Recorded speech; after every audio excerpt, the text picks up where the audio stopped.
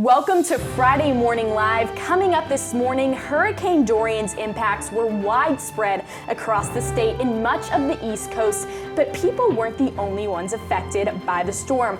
Also, more information on the tragic attack of a small child at the Mall of America and how the family of the victim has been helped by thousands of strangers. And finally, Michigan becomes the first state to ban e-cigarettes. Stay tuned to find out why. Yesterday's bad weather is out the door and in comes the sunshine. Stay tuned for a look at your weekend forecast, this time on Friday Morning Live.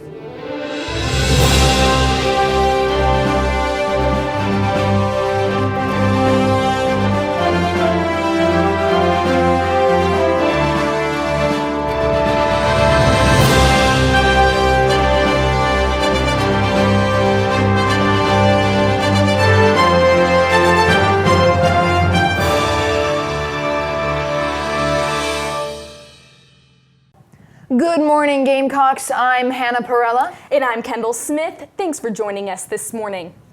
We start this morning off with the latest on Hurricane Dorian. It seems as if South Carolina has received some of the worst of the storm. Yesterday, Columbia experienced scattered rain showers and heavy gusts of wind, but heading into game day weekend, the forecast is fortunately clearing up. However, other areas in the state are not as fortunate, as Dorian still remains a major issue in coastal regions of the Palmetto State. Hundreds of thousands have reported loss of power because of the storm, as wind gusts peaked around 60 to 75 miles per hour in areas like Charleston, Hilton Head, and Myrtle Beach yesterday afternoon. South Carolina's Kiowa Island was reported to be completely without power for some time on Thursday morning. Outside of South Carolina, the coasts of Virginia, North Carolina, and even areas in the Northeast are facing the brunt of the storm.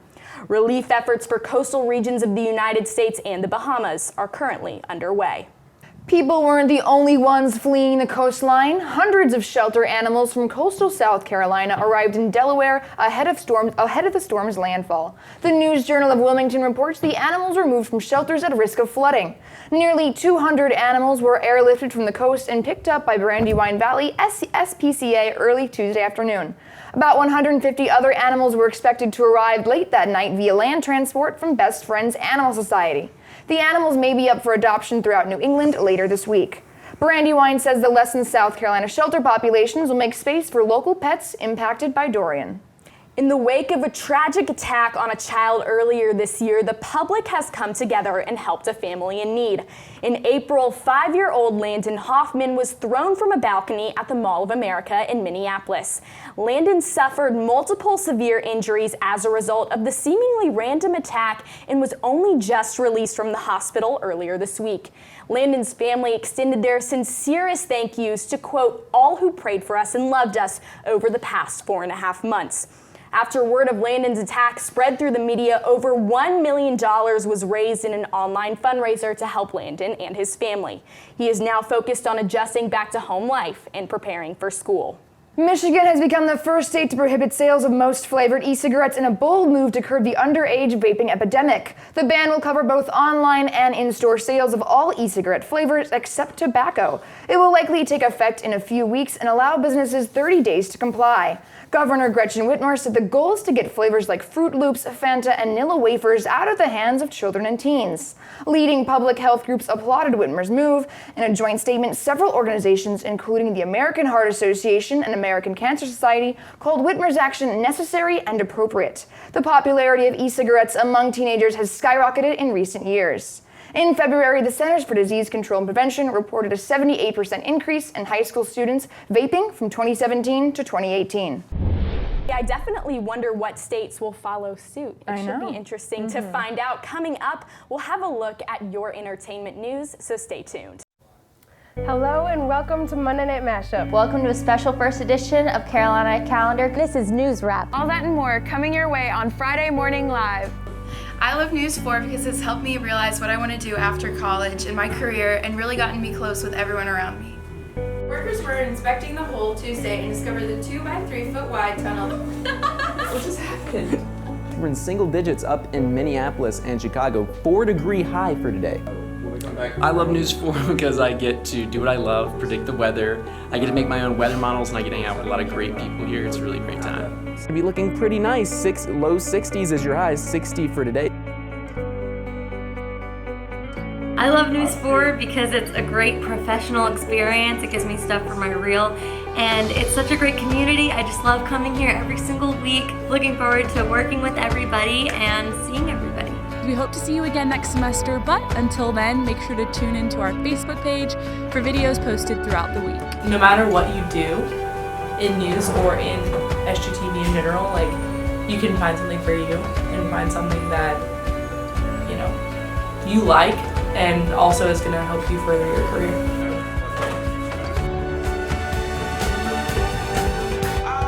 I didn't really get started until halfway through my first semester. And now looking back, I pretty much owe my entire college experience so far to SGTV. I love being at SGTV because it's filled with passionate people who love what they do here, with whether it's news, entertainment, whatever section, and you'll find the most amazing people here. The Trump administration and lawyers for CNN are waiting for Judge Timothy J. Kelly to decide on one of CNN's journalists being suspended. I love News 4 because I get to work with news directors like you, Spence, and also it's just it's a place where everyone loves broadcasting and news as much as you do, so what more could you ask for?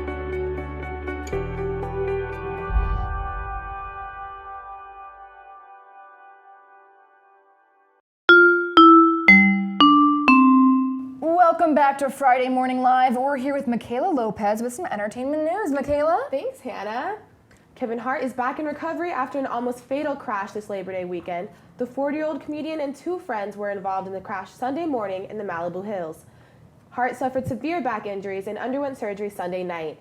The surgery was successful and Hart is in recovery, but the status of his ongoing projects remains unknown. So he just finished wrapping up Jumanji, the second one, and this car crash happens. That's crazy. Honestly, I didn't even know about this car crash until this morning. I realized it happened a couple days ago, but I saw the story, like the it. 911 phone calls and the records and everything. Yes. It's just, I don't know, a lot going on there. There is, and we hope that Kevin Hart is going to be back soon, working on his ongoing projects. I know that he has some other things coming up with movies and whatnot, so hopefully, you know, it's a fast recovery. For sure. He is my favorite comedian, so we are wishing Kevin Hart the best, of course. Yes, yes. Nicki Minaj has said she's, quote, decided to retire and have a family. The 36-year-old rapper from New York, famous for her songs like Super Bass and Anaconda, have made her a staple in the rap industry. And her feuds with Cardi B and many others have kept her name in the headlines. Her fans are in shock at this early retirement, but we hope nothing but the best for Nicki. Now, my childhood has been ruined That's here. kind of crazy. Yeah. Would you ever expect Nicki Minaj to retire? What does that even mean, retire? Just kind of... I'm thinking this might be like a Rob Gronkowski situation. We might be seeing her back here shortly. We shall see, but that's my take. I would hope so. Off the grid, 36 you is know? a really early retirement age for, you know, somebody in the music industry. Well, I assume she can, though. I mean, at this point. Wow. I know. If I had that kind of money, I might retire at 36 too. Exactly. Yes. A major setback for the Crazy Rich Asian sequel happened this week as the co-writer and only Asian writer has decided to leave amidst the major pay disparity. The author, Adele Lim, decided to exit the project after being offered hundreds of thousands of dollars less than her co-writers. This has sparked a major debate in the industry of whether this is a case of experience or racial inequality. Warner Brothers has yet to speak out about the issue.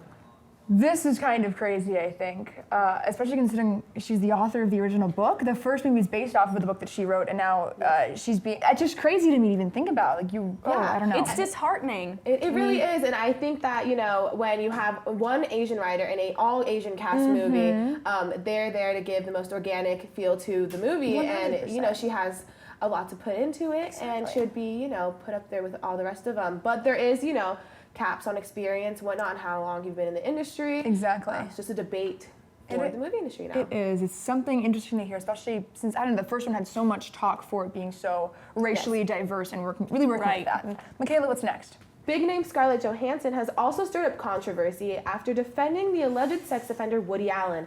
The actress said on Twitter that she believes him and would work with him anytime.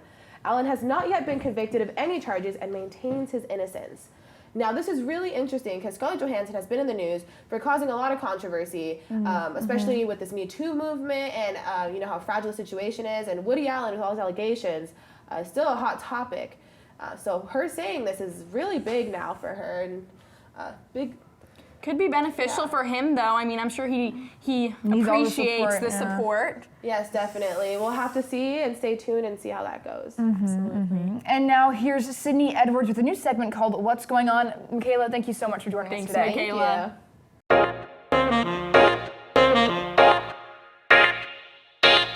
Good morning, guys. I'm Sydney Edwards, and welcome to What's Going On, where we focus on key cultural events that are happening here at the University of South Carolina.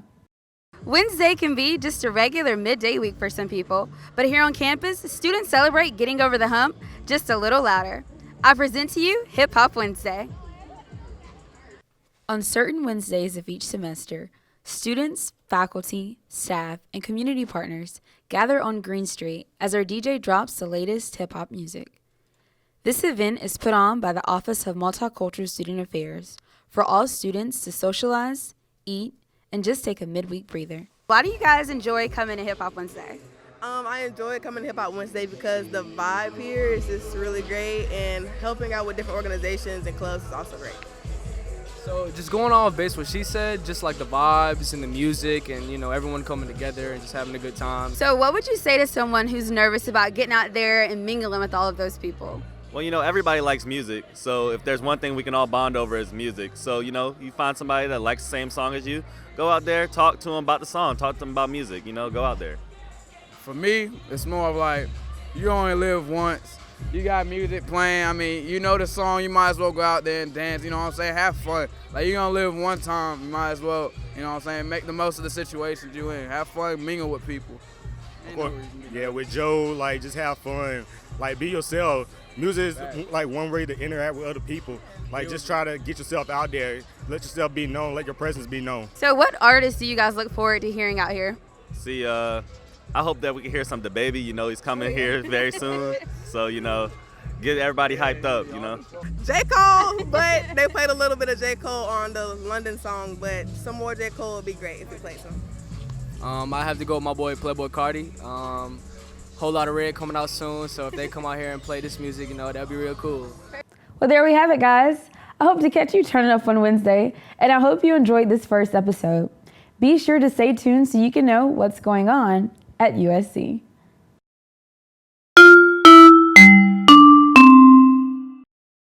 Thanks, Sydney. I'm Spencer Buckler here with what's going on in the world of sports. If you've been following Gamecock football, you may still be recovering from last week's loss to UNC. There's a slight glimmer of hope, though, as freshman quarterback Ryan Helinski is set to start in this season's first home game. The announcement came after Jake Bentley injured his foot in last weekend's game. The Gamecocks take on Charleston Southern tomorrow at noon. Last season, the Charleston Southern Buccaneers went 5-6 and USC went 7-6. Last night, the NFL kicked off its 100th season with the league's most famous rivalry as the Green Bay Packers took on the Chicago Bears. The Packers showed off their new-look offense under first-year head coach Matt LaFleur as the Bears tried to build on their successes from last year's breakout season. In the end, it was Green Bay who was able to start off the season on a high note with a 10-3 victory. That's all I have for you guys this week. After the break, we'll hear from Bryce Glenn with your weekend weather. Stay close. Thanks for tuning in to Carolina College. Have some things to get you involved and learn more about your campus. That's right. USC It's Symphony your week. Orchestra has their opening night Tuesday at 7:30 p.m. at the Coger Center for the Arts. Admission is free for anybody with a Carolina card. This year marks the 21st time the South Carolina Attorney General.